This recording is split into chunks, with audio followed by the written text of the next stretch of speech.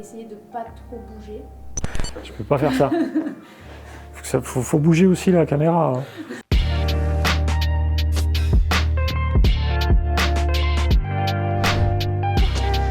Les travailleurs de nuit sont concernés par un certain nombre de risques. Déjà, ils sont reçus classiquement tous les 3 ans dans les visites médicales pour leur suivi habituel.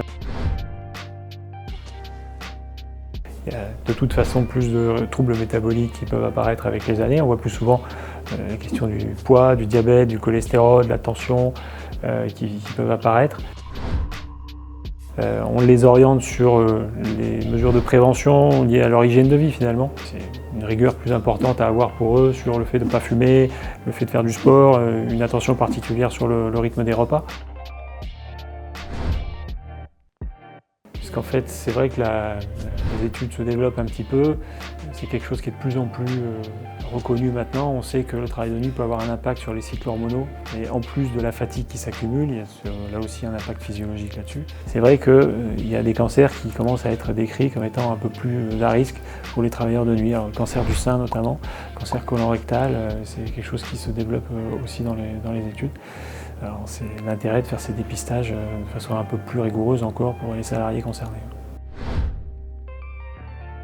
L'idée pour ces salariés-là, c'est de rester assez calés sur le rythme des repas, d'éviter de se sauter, décaler les horaires, alors malgré les horaires de travail, et plutôt d'inverser les quantités par rapport à leur activité. C'est sûr que quelqu'un qui va travailler la journée, on va lui conseiller d'avoir des apports plus importants en début, en milieu de journée, parce qu'il va se dépenser, moins gras, moins sucré le soir, parce que là on va stocker. Alors pour les travailleurs de nuit, c'est un peu l'inverse, d'arriver à avoir un repas peut-être le soir un peu plus conséquent, une collation éventuellement en milieu de nuit, parce que ça fait long jusqu'au lendemain matin, mais garder un petit déjeuner avant d'aller dormir plus léger, parce que là justement on va stocker.